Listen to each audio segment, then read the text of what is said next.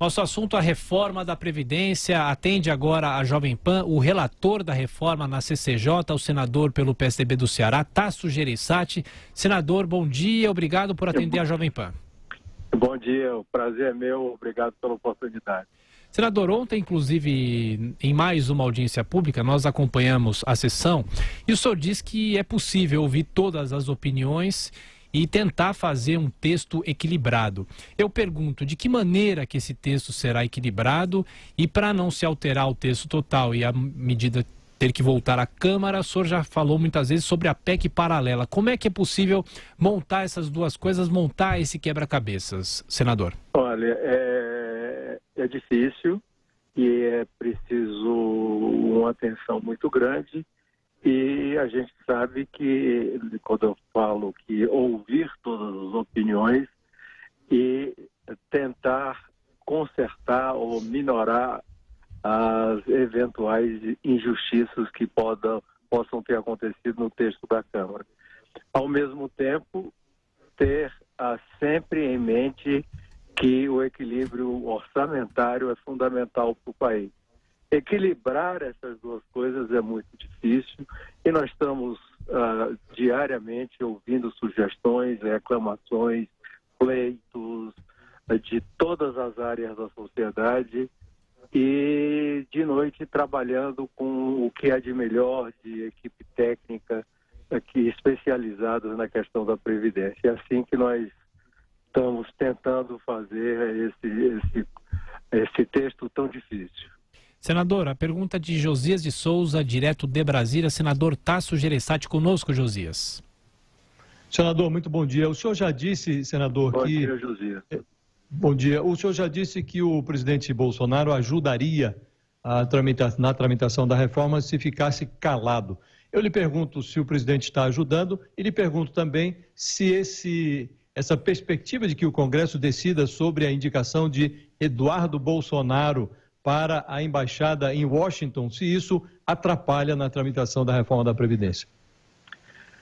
Olha, o que eu disse é o seguinte, o presidente Bolsonaro, como vocês todos sabem, todos nós sabemos, fala o que quer, o que pensa, e às vezes o que pensa não é adequado para um presidente da República e diz coisas que desagradam ou radicalizam posições. Então, à medida que ele, como ontem já novamente se pronunciou, acusando ONGs, organismos internacionais de serem os responsáveis pelas queimadas na Amazônia, isso radicaliza, cria movimentos de má vontade e não ajuda de maneira nenhuma ao trabalho que todos nós estamos fazendo para a Previdência. No entanto, não posso deixar de ser justo com a equipe econômica, o Rogério Marinho, o próprio ministro, que tem nos dado um apoio, principalmente com informações substanciais.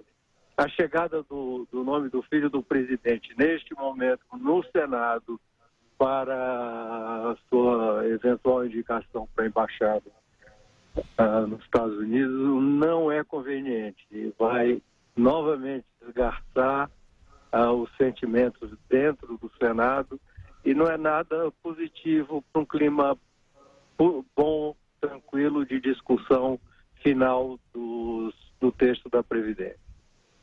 Senador... Então o senhor acha que devia adiar, é isso? O senhor acha que o presidente devia adiar essa intenção dele? O melhor é que o presidente repensasse, mas se ele não repensar, esse é o momento mais inoportuno para essa indicação.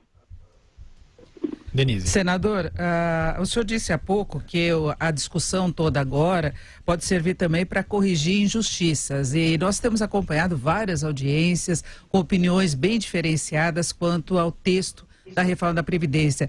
Há alguma possibilidade de alteração que faça com que a proposta volte novamente para a Câmara? E aí eu já queria colocar a questão dos estados e municípios, se o senhor acha que pode haver inclusão ou iria numa PEC paralela? Não, nós não estamos trabalhando com essa possibilidade de voltar ao texto principal, o que eu tenho chamado de coração da reforma, para a Câmara.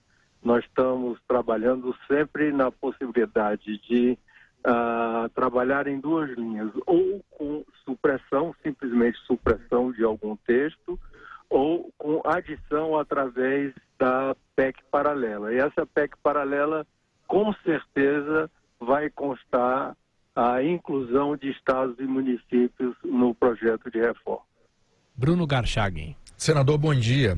A respeito da reforma tributária, dos projetos que estão aí em discussão, o do governo ainda não foi apresentado, qual que o senhor acha que o Senado tem a tendência a ser mais simpático e eventualmente aprovar? Bom, o Senado hoje está focado no texto do deputado Raul. Veja bem, nós estamos com 3 vertentes. O Senado trabalhando no texto do deputado Raul, a Câmara trabalhando no texto do economista Pi e a prometida proposta do governo que ainda não conhecemos. Só temos linhas gerais pela imprensa. Então é difícil de dizer hoje qual vai prevalecer, mas eu digo que o Senado está concentrado e focado no texto do ex-deputado Raul. Senador, se o senhor me permite fugir um pouco dos temas do Congresso, mas ontem houve essa decisão de não se expulsar o deputado Aécio Neves do partido do senhor. E tem uma outra informação que circula também, que o PSDB, o DEM e o PSD de Gilberto Kassab estariam discutindo uma fusão das siglas para a eleição presidencial de 2022. Como é que fica a questão política? A senhora acredita numa fusão e a não expulsão de Aécio Neves? Olha, para ser franco, sobre a questão do Aécio Neves, isso é uma questão que deve ser resolvida no âmbito do Conselho de Ética.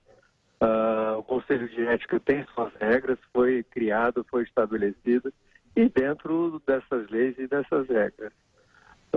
Quanto à outra questão da fusão, eu não tenho participado de nenhuma discussão nesse sentido. Eu também li pela imprensa, mas eu pessoalmente não tenho participado de discussões nesse sentido. Agora, senador, eu queria falar de uma outra proposta aí, que é a questão do saneamento. Ontem foi instalada a comissão na Câmara para discutir o assunto. O senhor está empenhado pessoalmente nessa proposta. O senhor acha que há condições de aprovação do marco, um novo marco regulatório para o saneamento no curto prazo? Olha, isso é uma obrigação nossa. Talvez não exista nenhum problema tão grave no Brasil e em alguns pontos eu dou até maior importância do que a própria reforma da Previdência, em alguns pontos, evidentemente, porque é questão que interfere na saúde, na educação, na produtividade, na qualidade de vida e até no custo da Previdência. Crianças brasileiras, metade das crianças brasileiras vivem brincando em cima do esgoto. Eu vi uma frase de um jornalista que eu achei muito apropriada, que diz que as nossas crianças brincam com o tablet na mão e o pé dentro do esgoto. Isso é coisa de idade média. E todo mundo é a favor. Só as corporações são contra. Então eu, pessoalmente, o que tiver ao meu alcance, tenho falado já com lideranças da Câmara, no sentido de que tenho certeza que vai ser aprovado esse ano. Senador, ontem no Jornal da Manhã, o presidente do PSDB em São Paulo, também secretário estadual Marco Vignoli, disse que o PSDB vai sair de cima do muro e ele disse também que a sociedade hoje não sabe de forma clara a oposição do PSDB em relação a vários temas, como, por exemplo, a agenda liberal, e ele citou aqui as privatizações durante o governo do Fernando Henrique Cardoso. O Marco Vignoli faz parte desse grupo que está sendo chamado de Novo PSDB, que patrocinou, junto com o João Dória, a entrada do Alexandre Frota. Eu queria saber a posição do senador a respeito dessa filiação do Alexandre Frota, sendo que tem uma ala do partido, e aqui anteontem o ex-senador José Aníbal esteve aqui e se colocou contra a permanência do deputado federal Alexandre Frota no partido. Olha, eu não acredito, nunca acreditei nessa história de PSDB em cima do muro. O PSDB é um partido de equilíbrio e de centro. Talvez por causa disso, que não tenha tido ao longo de toda a sua vida posições radicais e extremistas e que tenha sempre trabalhado pelo bom senso e pelo equilíbrio, é que tenha ficado essa impressão. E isso foi que nos levou à presidência da República, isso foi que nos levou a fazer o Plano Real e modificar o Brasil no governo do presidente Fernando Henrique Cardoso. Lembro a você que desde o governo Collor, quando nós fomos criados, em seguida do presidente Sarney, todos os governos queriam presença dos quadros do PSDB, justamente por essa posição de bom senso.